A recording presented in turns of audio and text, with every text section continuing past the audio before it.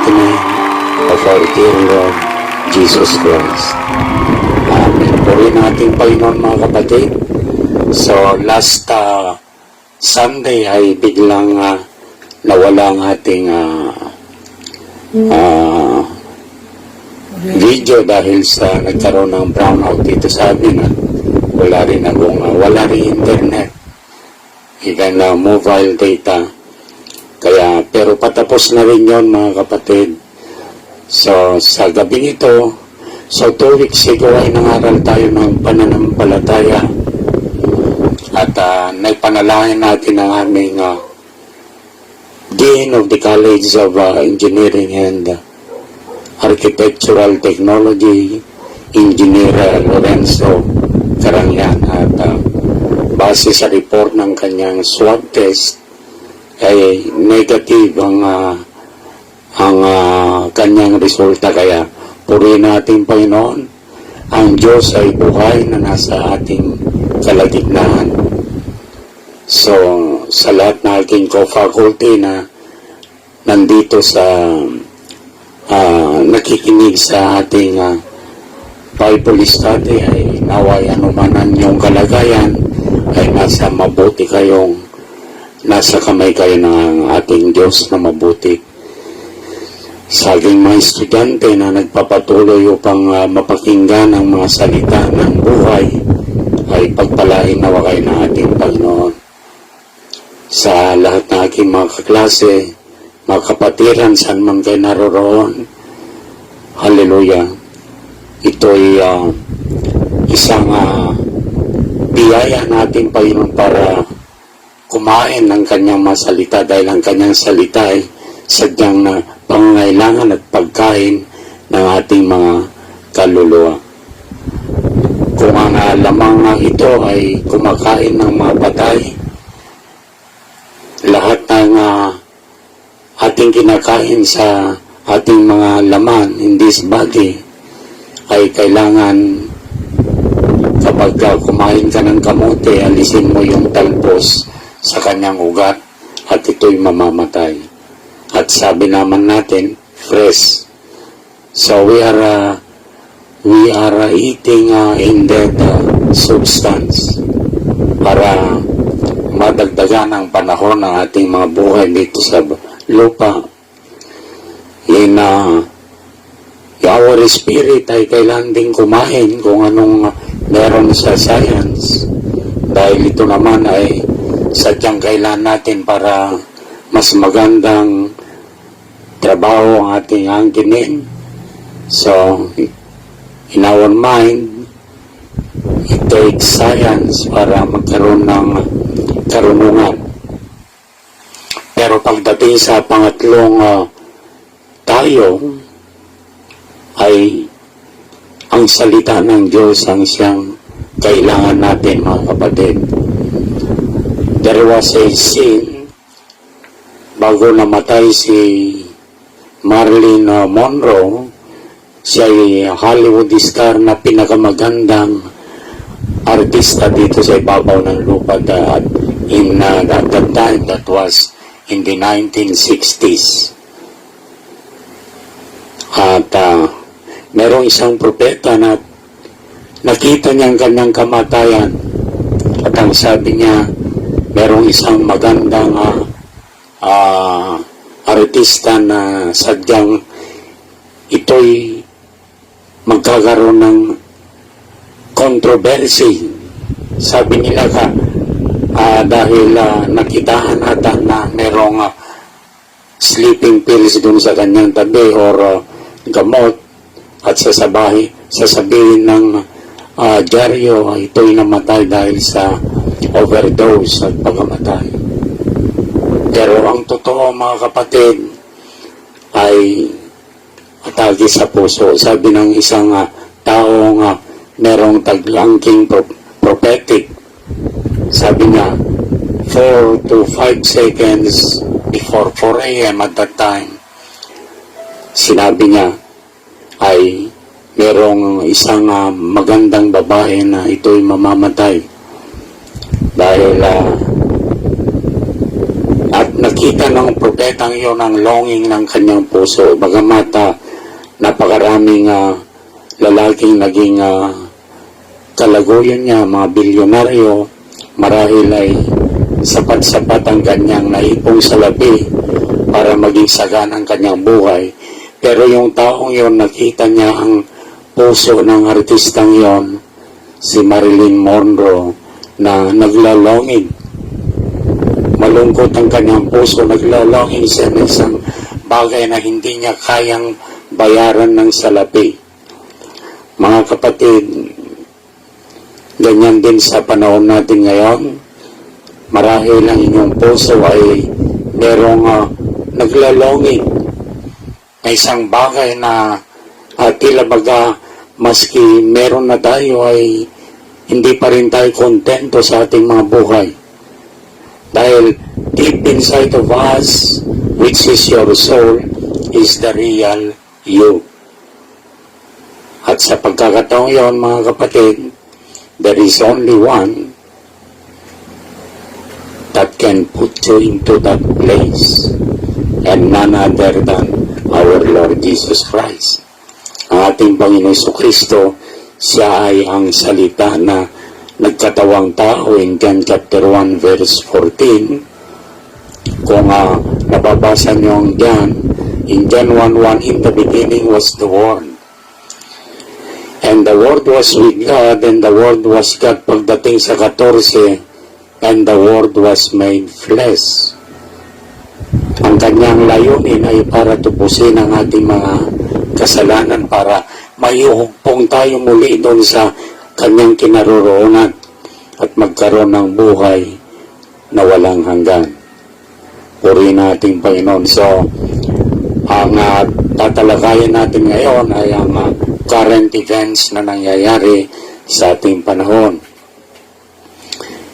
Hindi naman siguro kayo bulag tungkol sa nangyayari sa gitnang silangan, kagaroon ng hiringan o pagpupumpa doon sa bansang Israel. And then merong kagapay na retaliation naman doon sa mga IDF, Israeli Defense Forces. So ibig sabihin, ang punto ko rito, mga kapatid, katulad ng mga panahon na naipanganak si Moses, nagkaroon ng tinatawag na persecution doon sa mga Israelita. Pinagpapatay lahat ng mga batang lalaki, pero si Moses ay nakaligtas. Alam natin ang kwento na kinupkop ng anak ng Pero hanggang sa nagkaroon ng edad na 40. At the age of 40, tinuruan si Moses na maging para sa susunod ng pagkabero ay meron na siyang kultura ng Egyptyo. Marunong siya bilang architect at lahat ay alam niya, mga kapatid. Pero ang kanyang puso, according to the Bible and the Ten Commandments, ay ang longing niya ay makapiling ang kanyang mga katugo, mga Hebrew people. At alam natin ang nangyari, gumawa siya ng paraan na akala ng kanyang mga kalahi ay matutuwa sila, pero ito ay nagpatagbo sa kanya dun sa disyerto. At the age of 40, merong pinapahirapang Israelita ng isang Egyptian at pinatay niya yung Egyptian at inilibing niya doon sa mga sandy places. Then on the next day, merong dalawang nag-aaway na kapwa Hebrew, at nung siya'y dumaan, ito'y kanyang sinaway. At sabi nung Hebrew yon, nandito ka baga upang kami patayin katulad ng iyong ginawa doon sa Egyptian. At nagkaroon ng takot si Moses at tumakbo sa wilderness at napunpadpad doon sa kabundukan na kung saan ay doon na nakapangasawa si Sipora, anak na isang priest. At ang another 40 years at the age of 80, ay ang communion ni Moses doon sa Mount Sinai, yung bulang pillar of fire. So doon nag-umpisa ang kanyang commission. So ang ibig kong sabihin, merong nangyayari sa gitnang silangan, particularly ang Israel. Hindi ba kaya ito nangyayari para magkaroon ng pagkakaisang lahat ng mga Israelita, at ang dayunin nila ay to make a one prayer. Dahil ang totoo, in the 1940s, almost 40 to 45, almost 6 million Jews ang pinatay ng mga Nazi in World War II. In the Bible, nangyayari yan dahil para ang isang bansa ay may panganak. Kaya nga, nung pinagpapatay ang mga hudyong yon, para mapwersa sila para bumalik doon sa kanilang sariling lupa. I will give you the scripture, Isaiah 66, verse 8. Amen. Ang topic natin ay mamaya, revealing of the Son of Man, pero this is an overlapping of times sa nangyayari doon sa Israel. Sabi ko sa inyo, nagkaroon ng persecution in the Second World War para sila'y ma-force para umuwi sa kanilang mga bayan. And they know it very much na pagdating nila doon sa kanilang mga bayan, ang kanilang pagay, hihintayin nilang pagdating ng kanilang Messiah. Itong pagkasabi, who had heard such a thing? Who had seen such things?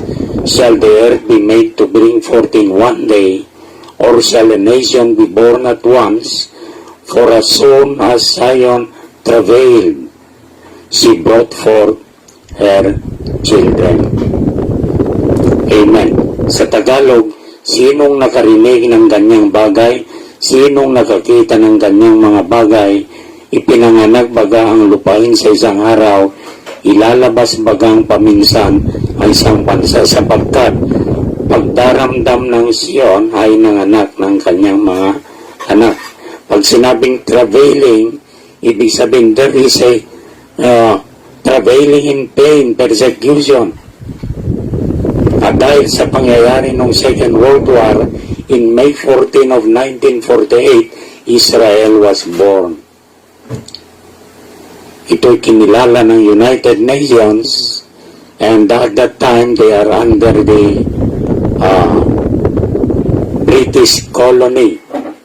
Nilisan ng British ang Israel on May 14 of 1948, pero a few hours after na nilisan ng British, ay ginera sila ng kanilang mga Arabic neighborhood na wala silang ganong sandata, at ilan lang sila, 650,000 personnel. At nung ginera sila, mga kapatid, out of the most sophisticated weapons from Egypt, Syria, Arabia, lahat ng nakapaikot sa kanila sa mumunting Israel na ito. Pero according sa ating binasa, a nation is born at once, at hindi na yan magagapi. Amen. Bagamat pinagkaisan nila, pero hindi pa rin sila nanaig at nanalo ang Israel. In 1967-6 they were the same. Amen. At ngayon, mga kapatid, merong nangyayari sa loob ng Israel. And what is that? Para magkaroon ng unity of faith. At sila'y mananalangin sa ating Panginoon.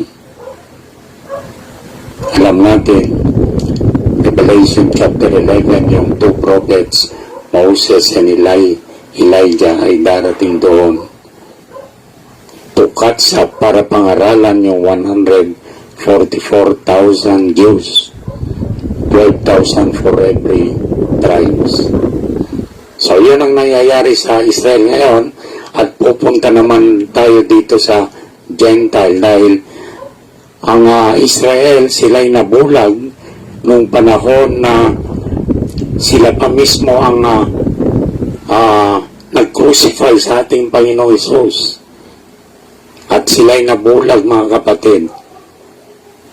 At ang ating Panginoon ay naipapangaral dito sa Gentile nation, Germany, England, lahat ng nasyon, and on the last part, in the Laodicean Church age, ay sa United States of America.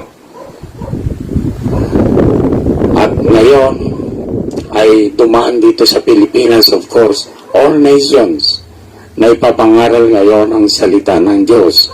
And not only that, in ang ating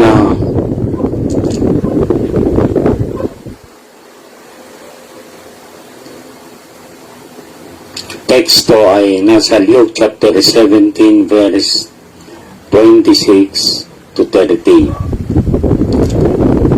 Sa verse 26, and as it was in the days of Noe, so sa panahon ni Noe itong kanilang ginagawa, so shall it be also in the days of the Son of Man.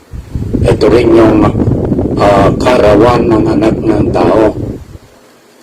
Sa verse 27, anong ginagawa nila sa panahon ni Noah? They did eat. Meron ng Jollibee, McDonald's, lahat ng klase ng mga food mart ay nandito na, mga kapatid. They did eat, they drank. So walang humpas na inuman. They married wives. So, they were given in marriage until the day that Noah entered into the ark, and the flood came and destroyed them all. Ito yung mga panahon, kung paano ang panahon ni Noah, ito rin yung araw ng anak ng tao ay ipapahayag. Sa verse 28, likewise also as it was in the days of Lot, panahon ni Lot naman, dahil si Lot ay mayor ng Sodom and Gomorrah, kung saan ay talagang tingnan natin kung anong nangyayari sa Sodom and Gomorrah. They did eat, they drank, kapareho sa panahon ni Noah. They bought, ibig sabihin business. They sold, they planted, they builded. But the same day that Lot went out of Sodom, it rained fire and brimstone from heaven and destroyed them all. Even thus shall it be in the day when the Son of Man is revealed. Sa Tagalog, ang anak ng tao ay mahayag. Di kaya kasing hugis ng panahon ni Noah at panahon ni Lot ang ating panahon? Sa panahon ni Lot, karamihan mga nasa government officers ay karamihan ay mga tinatawag na BLTV, bakla, tomboy, nandoon, karumal-dumal sa harapan natin kayo, na nung nangaral ang dalawang anghel, Sodom and Gomorrah, ito'y bisita ni Lot. At instead na makinig dun sa pangangaral ng dalawang anghel, ay nais nilang halayin ng mga kalalakihan. So even Lot ay inilabas niyang kanyang dalawang anak. Gawin niyo ang gusto niyo sa dalawa kong anak na babae, huwag lang ang aking mga bisita. Pero sadyang ito'y mga anghel na nagkatawang tao, they are messengers, dahil ito yung kasama ni Elohim, the self-existing one, doon sa place ni Abraham at ni Mount Mamre. At sila Elohim ay nagpaiwan doon sa place ni Abraham. At itong dalawang anghel ay nagpatuloy para lumakad papuntang Sodom and Gomorrah dahil ang mensahe ay urgent. Dahil hindi sila naniwala sa mensahe at gusto nilang halayin si Noah. Kaya yung dalawang anghel na hindi naman nila alam na ito yung mensahero na dalawang anghel. Marahil talagang sila'y matipuno ang kanilang mga pangatawan. At talagang even Mayor Lot ay hindi na nila pinapakinggan. Ang kanilang layunin ay mahalay nila yung dalawang kalalakihan. Alam natin ang kwento. Sinira ng mga kalalakihan doon sa bayan ang pintuan ng bahay ni Lot, pero pagka bukas ng pintuan sila'y nabulag. Amen. At hindi kaya sa panahon natin ngayon ay ganyan din ang nangyayari sa mga bansa na kung saan pwede nang ikasal ang dalawang lalaki, dalawang babae. So ito'y karumal-tumal sa harapan ng ating Panginoon. Amen. At tunghayan natin mga kapatid, ang pagpapahayag ng anak ng tao ay sisimulan natin dun sa Malakay chapter 4 verse 5. Behold, sabi rito, I will send you Elijah the prophet before the coming of the great and dreadful day of the Lord. Pag sinabing dreadful day, ito ay ang kanyang paghukom. Bago ang Panginoon darating kanyang paghukom, ay darating muna si Elias. Anong kanyang pakay? And he shall turn the heart of the fathers to the children, and the heart of the children to their fathers, lest I come and smite the earth with the curse. Ibig sabihin, namatay ng ating mga apostol at dumating na tayo sa almost 2,000 years. Pero merong Elias na darating, anong kanyang pakay? To turn the hearts. Ibig sabihin, to restore our hearts back to our apostolic fathers. Ito yung tinatawag na mensahe. Pagka na-restore na ito mga kapatid, tingnan natin sa ibang banda. Sa panahon after the adoption of Jesus Christ in Mount Transfiguration, alam natin na in Matthew chapter 17 verse 1 to 9,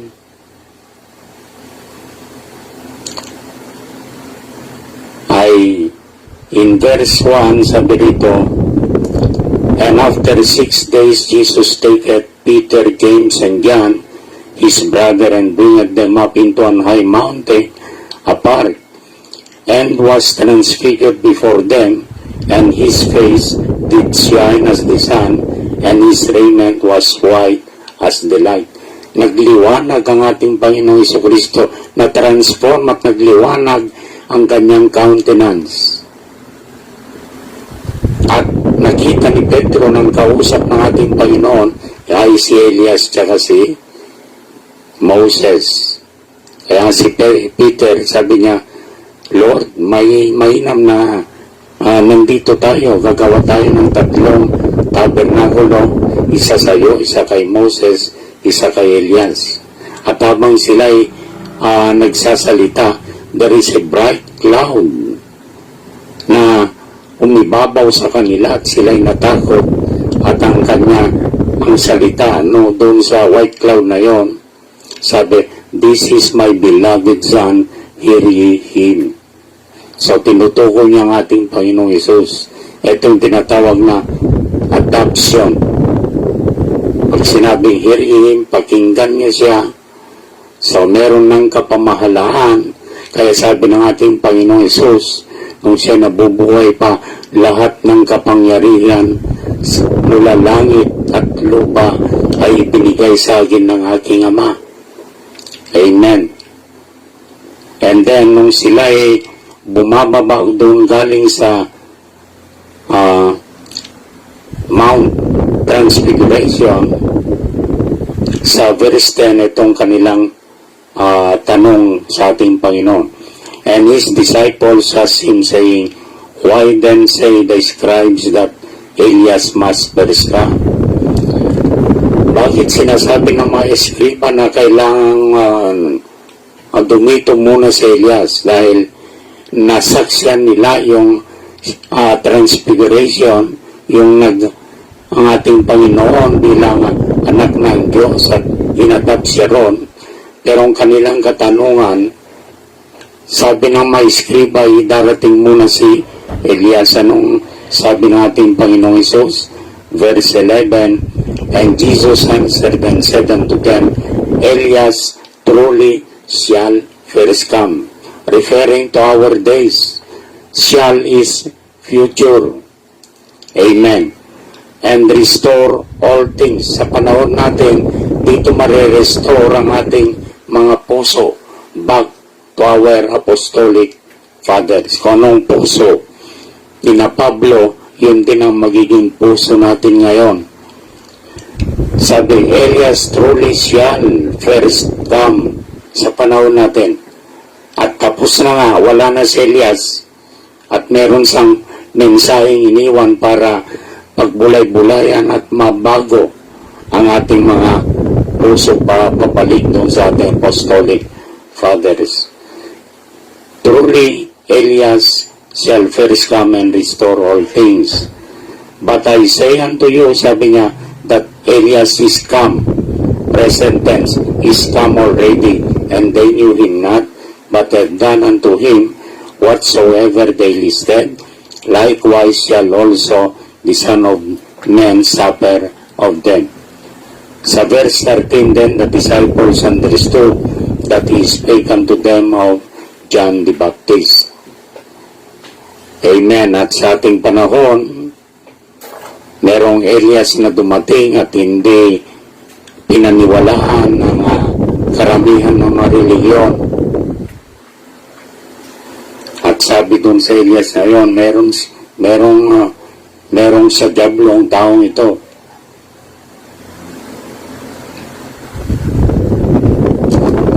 Amen.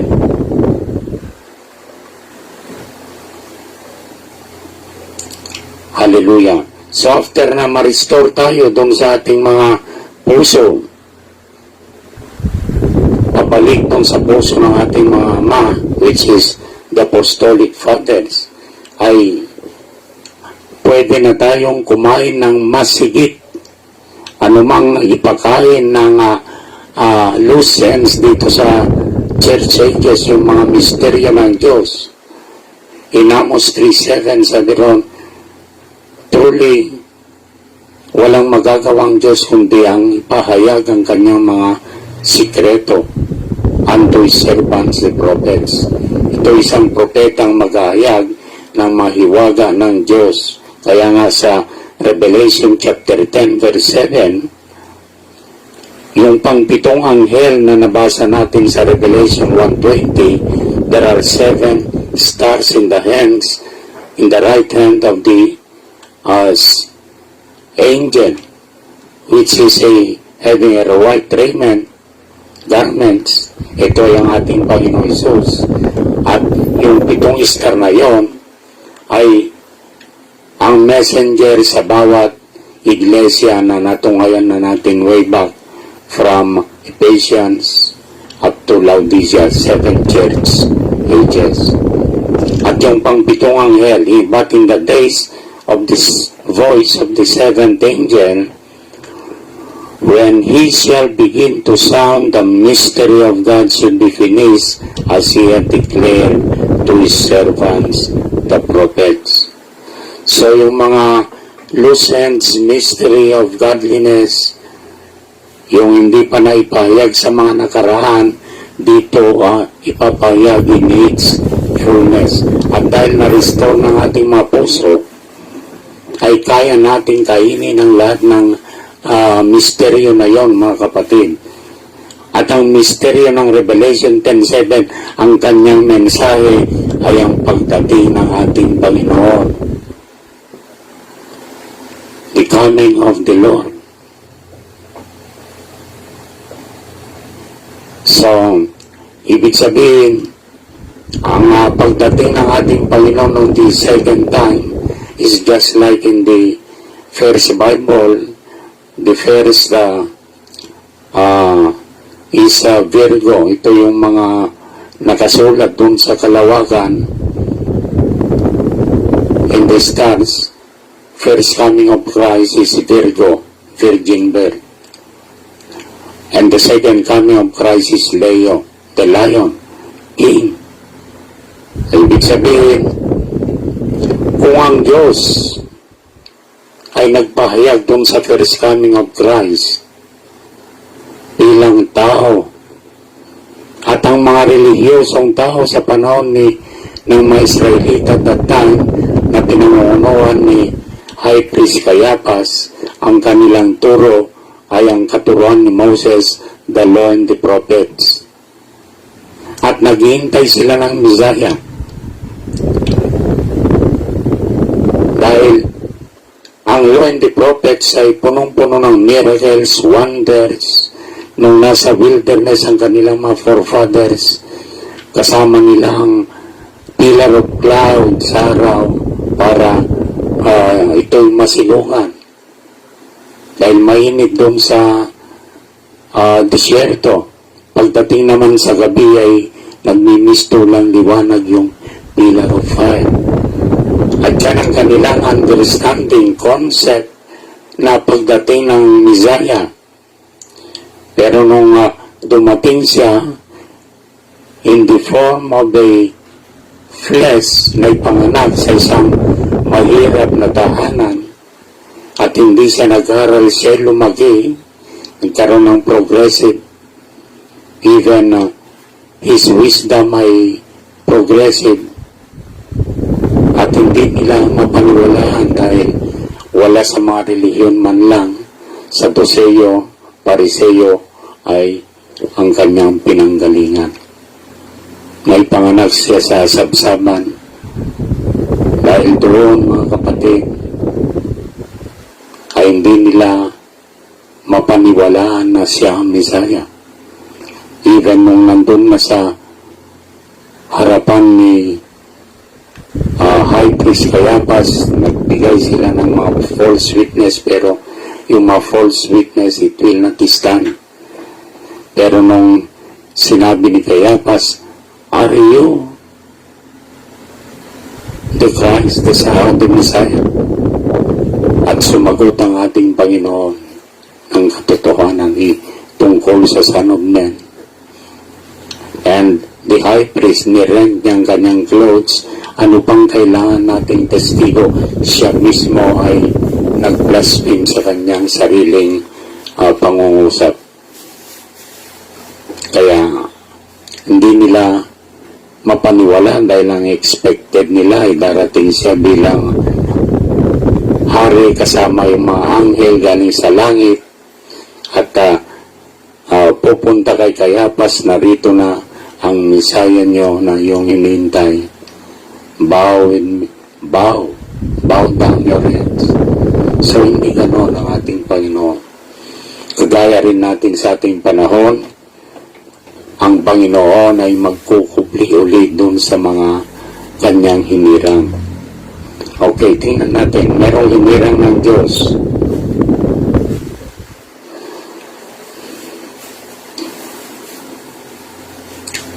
Sa Romans chapter 8 verse 18.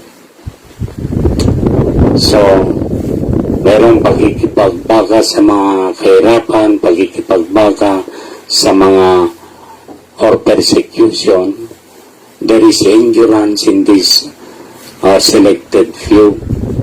Sabi dito ni Pablo, "For I reckon that the sufferings of this present time are not worthy to be compared with the glory." Ito yung kalwalhatian ng Diyos which shall be revealed in us. Ang kalwalhatian ng Diyos ay may papahayag dun sa kanyang selected few. Ito yung tinatawag na nobya. Ito ang kanyang tinatawag na pakakasalan.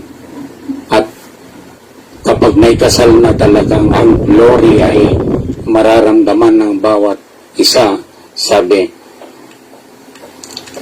for verse 19, "For the earnest expectation of the creature waited for the manifestation of the sons of God." Amen. So, ang mga creation mismo na talagang sila'y nahihirapan na rin dahil sa inventions, technology, even the natural law has been swayed. Na wala tayo dun sa tinatawag sa natural ecological system or the law of science. Kaya nga, even the creature waited for the manifestation of the sons of God. So, ibig sabihin sa ating panahon, ay mangyayari ito, the manifestation of the sons of God.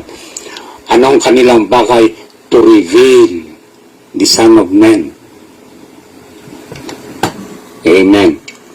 Sa verse 20, itong sinabi, "For the creature was made subject to vanity, not willingly but by reason of him who had subjected the same in hope. Because the creature itself also shall be delivered from the bondage of corruption into the glorious liberty of the children of God. For we know that the whole creation groaneth and travaileth in pain together until now." Amen. So, ibig sabihin, the groaning nature,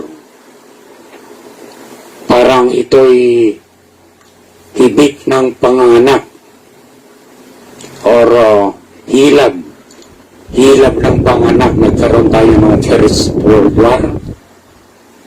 So, ito yung tinatawag na groaning. World War II, groaning, pero sa ating panahon, merong ipapanganak. Purihin natin Panginoon. At doon sa Isaiah chapter 60 verse 1, eto na, "When the Son of Man is being revealed now," according to Luke chapter 17 verse 30, at nakibasa rin natin yung Romans 8:18 about the glory na imamanifest ng bawat mga anak ng Diyos. Ito'y kalwalhatian ng ating Panginoon. So, doon sa Isaiah 60, itong pagkasabi, "Arise, shine, for thy light is come, and the glory of the Lord is risen upon thee. For behold, the darkness shall cover the earth, and gross darkness the people, but the Lord shall arise upon thee, and his glory shall be seen upon thee." Amen. "And the Gentiles shall come to thy light, and kings to the brightness of thy rising." So itong mangyayari sa ating panahon, ikaw ay bumangon, so ibig sabihin ito yung mga anak ng Diyos. Sumilang ka sapagkat ang iyong liwanag ay dumating. At ang kalwalhatian ng Panginoon ay sumikat sa iyo. Ang kanyang tinutukoy ay ang mga anak ng Diyos sa ating panahon.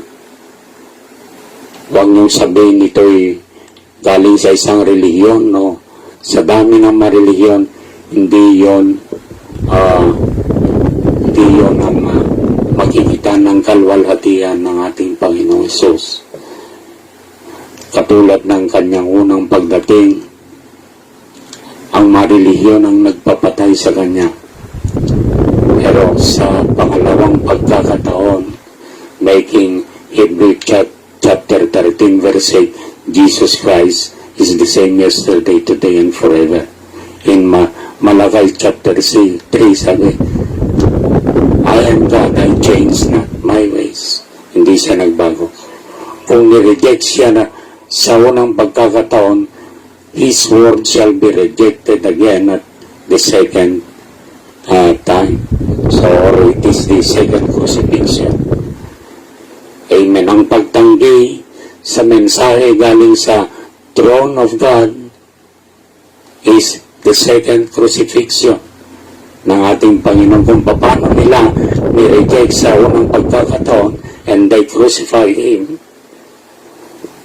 dito sa pangalawang pagkakataon ay mangyayari muli. Pero ang liwanag, ang kalwalatian ng Diyos ay mapapasa kanyang tinawag. At meron kayong pribileyo, mga kapatid, at pagkakataon. Ang mensahe itong iyong napapakinggan ay mensahe ng isang propeta. Ito'y si Elias. Iniwan niyang mensahe dahil para sa bawat tao dito sa sangkalupaan, mga kapatid. At ang duminig sa mensahe yon ay mga liligtas. Actually, ang propeta na kanyang ginamit. Pero ang totoong dumating at ang totoong mensahe ay ang ating Panginoon, pagdating ng ating Panginoong Hesus. At kapag kinain mo siya at naging parte ng iyong buhay, you will become like Him. You will be called the sons of God. At anong kanyang pagay? To arise and shine. Ipahayag ang buhay, ang liwanag na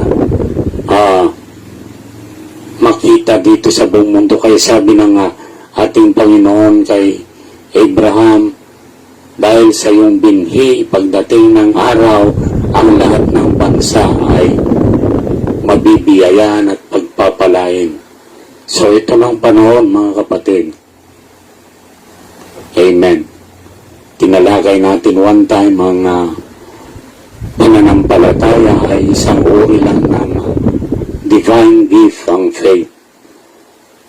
Just believe. Kung anong gusto mo, may karamdaman ka, ay ikaw ay gagaling. Just believe. At kapag ang lahat ng pananampalataya coming by hearing and hearing the word of God. Kaya nga kapag dumapo na sa iyo ng pananampalataya, and there is an assurance that tuloy-tuloy yun. Binasa na natin last time. From faith, idadagdag mo ang virtue. From virtue, idadagdag mo ang temperance. From temperance, patience, godliness, brotherly kindness. At pagdating sa capstone, ito yung pag-ibig ng Diyos. The most powerful weapon sa panahon natin ngayon ay magkaroon ka ng pag-ibig na banal. Merong kapangyarihan lahat yan, mga kapatid. Ang temperance sa isang kapangyarihan din yan. Pagkapiniti kang yung sabi natin Panginoon kapag binato ka sa yung kanang mukha ay ibigay mo pa yung pangalawang mukha. Ayan ang tawag nito. So kapag binato ka ng bato ay batuhin mo ng tinapay. Yun ang isang sinabi ng ating Panginoon. Ibig lang sabihin kapag sinakta ng iyong damdamin o gustong sakta ng iyong damdamin, huwag kayong kumanti ng masasakit na salita. Bagkus ay kayo'y magsalita ng mabiyaya sa inyong mga bibig na merong dalang pag-ibig. Dahil pinakamakapangyarihan sa lahat ay ang pag-ibig na ng ating Panginoon, mga kapatid. Hindi na kayang gayahin ng ating kaaway itong si Satanas ang pag-ibig. Kapag ito'y nananalaytay sa inyong mga puso, wala nang puwang ang diablo para ikaw ay matalo. Kaya nga, meron tayong dito sa ibabaw ng mundo ngayon na invincible armies of the living God. Or ito ay super mystical body of Jesus Christ. Amen. If you want to believe, ang aking pinapangaral sa inyo ngayon, sa inyong kalagitnaan, ay ang Diyos. 1 Timothy chapter 3 verse 16, ang Diyos ay naipapangaral sa mga hentil. In the beginning was the Word, it is the Logos. And the Word was with God, at ang Logos ay sumasa Diyos. And the Word was God, at ang Logos ay ang Diyos.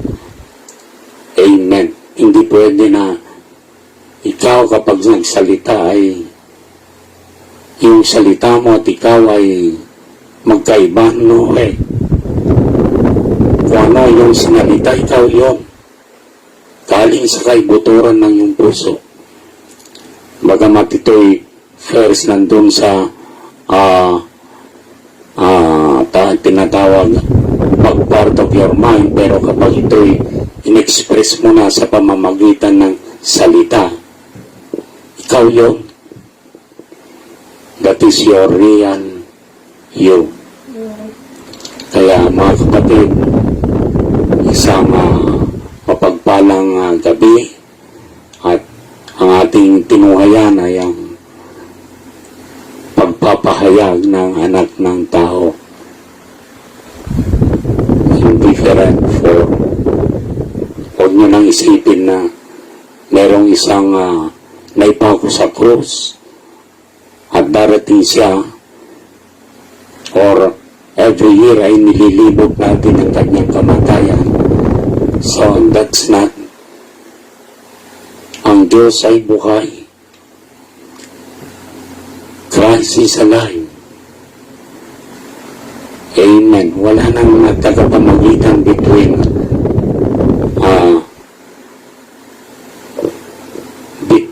you and me towards God, but it is Christ. Sabi natin, Panginoon Hesus, walang makakarating sa aking Ama maliban na dadaan sa akin. Purihin natin, Panginoon.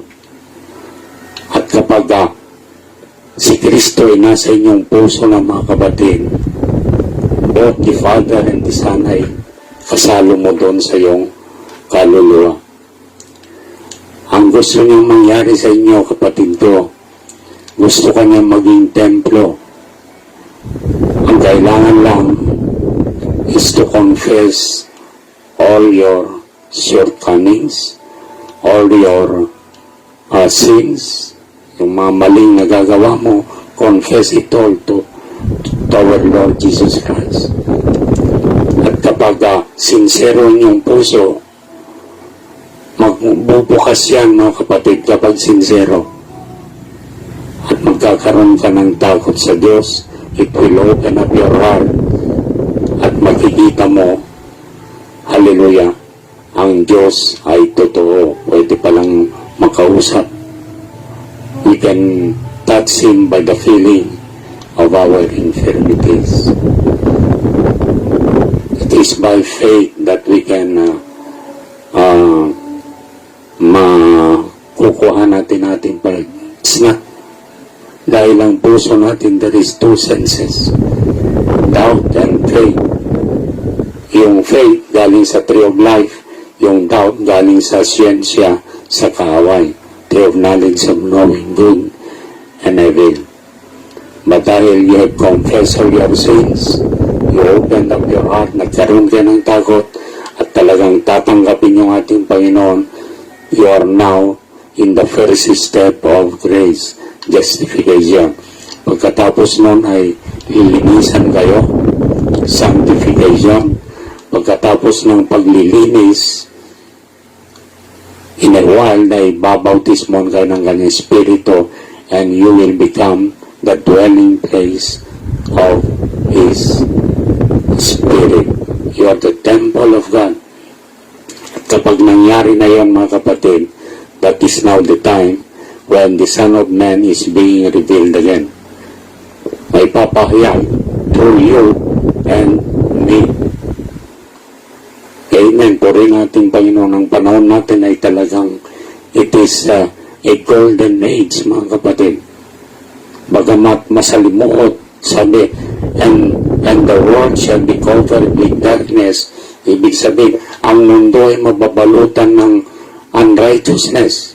Patayan dito, gera dito, lahat na lang ng corruption, droga, lahat ay mababalutan ng mundo ito.